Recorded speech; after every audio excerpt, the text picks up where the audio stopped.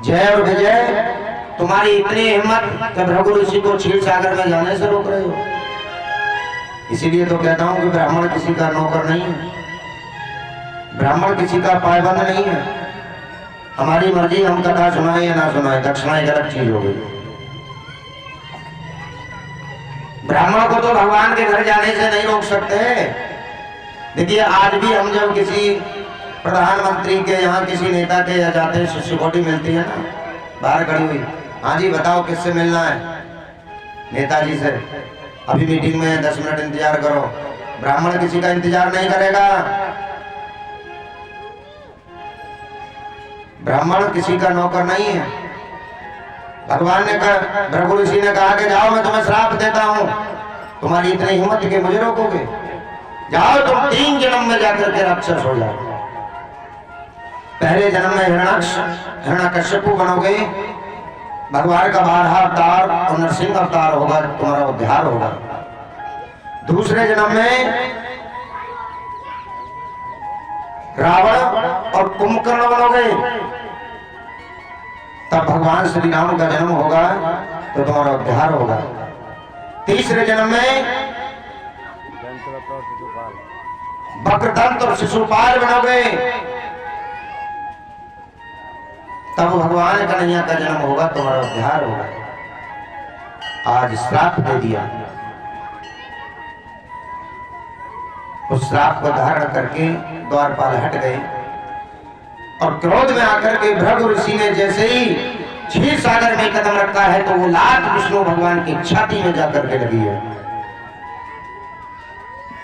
विष्णु भगवान की छाती में जाकर के जैसे ही लात लगी, लक्ष्मी जी पैर दबा रही थी। आज विष्णु भगवान ने भृगु ऋषि के पैर को उठाया और सहलाना शुरू कर दिया। अरे ब्राह्मण देवता, कहीं तुम्हारे चोट तो नहीं लगी? क्यों कि मैं तो जगत का पालनहार हूं। आपने मेरे सीने में लात मारी, कहीं ऐसा तो नहीं आपके चोट लग गई हो? अब लक्ष्मी जी बड़ी क्रोधित हो गई। लक्ष्मी जी बोली, इतनी बड़ी मजाल, तीनों लोगों के नाथ मेरे स्वामी के लात मारने वाला, रे तू कौन है भाई?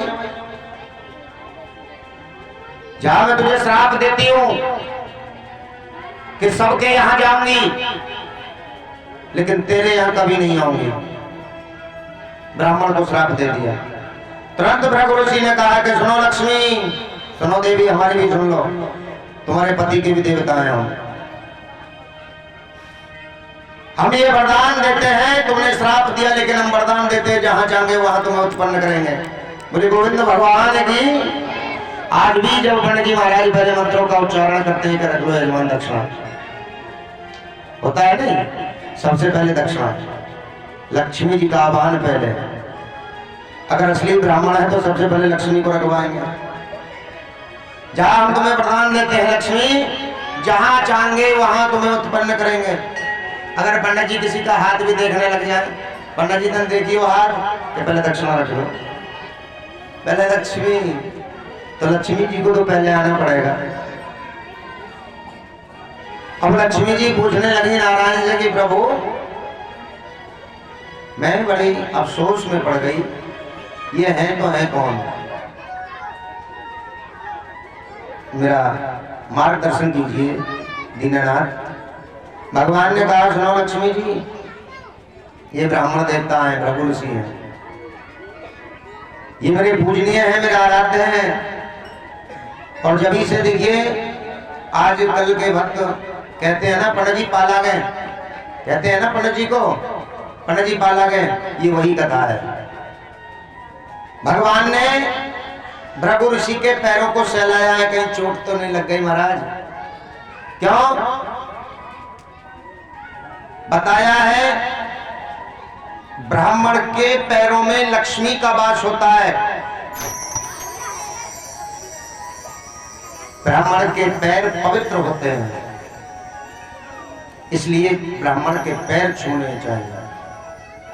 ब्राह्मण के पैर छूने से भगवान को प्रणाम हो जाता है। बोले गोविंद भगवान की, श्रीमद् भागवत महापुराण की। इसीलिए लेकिन आज कल तो भाई कलयुग है, कौन किसको मानने को तैयार है। हवन करा रहे हैं, घर पूजा करा रहे हैं। अरे पंडित जी बस 10 बजे तक आ जाओ। अब पंडित जी और तेज हो गए। जब पंडित जी घर आ गए, पंडित जी टाइम देख रहे हो जरा घड़ी में क्या हो रहा है? तुम 10 बजे बुलाए थे, पूरे 12 बज गए। अरे भाई पंडित जी तुम्हारे नौकर थोड़े ही है। कोई बात नहीं है पंडित जी, नहीं तो दूसरे बुला लो। ब्राह्मण किसी का नौकर नहीं है, किसी का पाबंद नहीं है, उसका मन है। और देखिए विप्र पूजे सुकड़ गलहीना, शूद्र ने पूजे भेद प्रवीणा। ब्राह्मण कठोर वचन बोलता हुआ भी, श्राप देता हुआ भी, बुद्धिहीन भी ब्राह्मण कुछ नहीं जानता हो, वो पूजनीय है, उसकी पूजा करनी चाहिए। शूद्र अन्य कास्ट का व्यक्ति, शूद्र व्यक्ति चाहे कितना भी बड़ा विद्वान हो, चाहे उसने ग्रंथों का अध्ययन किया हो, लेकिन वो पूजने के योग्य नहीं है। ये मैं नहीं कह रहा हूं, गोस्वामी तुलसीदास जी लिख रहे हैं रामायण में। विप्र पूजई सकल गुणहीना, जो बिल्कुल गुणों से हीन है, कुछ नहीं जानते ब्राह्मण, वो पूजनीय है। शूद्र ने पूजई वेद प्रवीणा। शूद्र ने चाहे वेदों का ग्रंथ का ग्रंथन किया हो, चाहे कितने पढ़े लिखे हो, लेकिन वो पूजनीय नहीं है। ब्राह्मण के तो महाराज घर पर अगर पैर भी पड़ जाए तो समझ लो कल्याण है, ये भी सच्चाई है। जब हम जाते हैं ना कथा में तो बहुत लोग होते हैं, महाराज जी आज नाश्ता हमारे यहाँ करना, आज का भोजन हमारे यहाँ करना। बड़ी अच्छी सेवा है ब्राह्मणों को भोजन कराना, और ये सौभाग्य की बात है कि सभी भक्त ब्राह्मण हैं, ब्राह्मण कथा करने के लिए आपके यहाँ आए हैं। बड़ी सौभाग्य की बात है। किसको नसीब होता है कि ब्राह्मण को खिलाने से, गौ माता को सेवा करने से भगवान प्रसन्न होते हैं। आपको अगर भगवान के दर्शन करने हैं तो कहीं जाने की आवश्यकता नहीं है। अगर सुबह सुबह आपको ब्राह्मण देवता के दर्शन हो जाएं, और ऐसे ब्राह्मण के दर्शन हो जाएं जो तीनों टाइम संध्या करता हो, भगवान का भजन करता हो, तो समझ लेना साक्षात नारायण के दर्शन हो गए। गौ माता को सुबह सुबह उठ करके पैर छुए, जो देसी गैया होती है ना, उनके दर्शन करें, उनकी पीठ पर हाथ फेरें। बुधवार के दिन उन्हें हरा चारा खिलाएं। सोमवार को कुछ लोग व्रत रहते हैं, लेकिन एक रोटी पर मीठा रख करके गौ माता को खिलाएं। और एक सच्चाई बता रहा हूं, न जाने कौन सी ऐसी बात आपसे निकल जाए, और ऐसी ऐसी बात कथा में सुनाई जाती है जो आपके भविष्य में काम आए। अगर देसी गैया कभी आपको नाचती दिख जाए, नाचती का मतलब जानते हो, कभी कभी गैया कूदती है, उसे कहते हैं नाचना। किसी से बोलना मत, चुपचाप जाकर के देसी गैया के कान में जो तुम्हारी मन्नत है वो मांग लेना। व्यास गद्दी से कहता हूँ 1.25 महीने के अंदर तुम्हारा कार्य पूरा होगा। बोले गौ माता की वो महिमा है मेरी गौ माता में, तुम क्या जानो। जब हम गुरुकुल में पढ़ते थे, और आज भी है, देसी गैया का गौमूत्र पिया जाता है।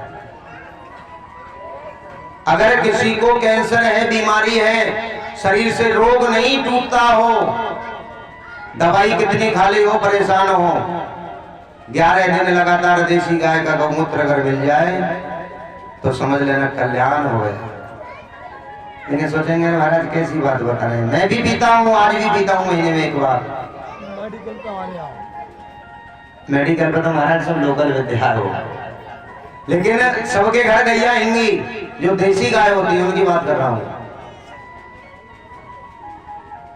और यहां तक रामबाण दवाई है, अगर किसी व्यक्ति को कैंसर है, टीबी का रोगी है,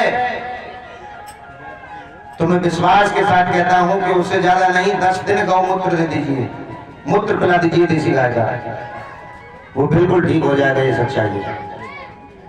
और शरीर में कोई भी अन्य रोग है, अरे वो गौ माता है, हमारी पूजनीय है, दूध भी तो पीते हैं ना गाय का, आजकल इंसान गंदी संदी चीज खाने की शुरू कर देगा। मीट मछली खा लेंगे, लेकिन गौमूत्र में अरे पता नहीं क्या है। वो हमारी माँ है। गौ माता की सेवा करें, जितनी सेवा करोगे ब्राह्मणों की, संतों की, गौ की, तो भगवान प्रसन्न होंगे। भगवान तुम्हें दिखते नहीं है। कल की कथा में सुना था, हरि व्यापक सर्वत्र समाना। भगवान तो कण कण में है, कण कण में भगवान है। देखिए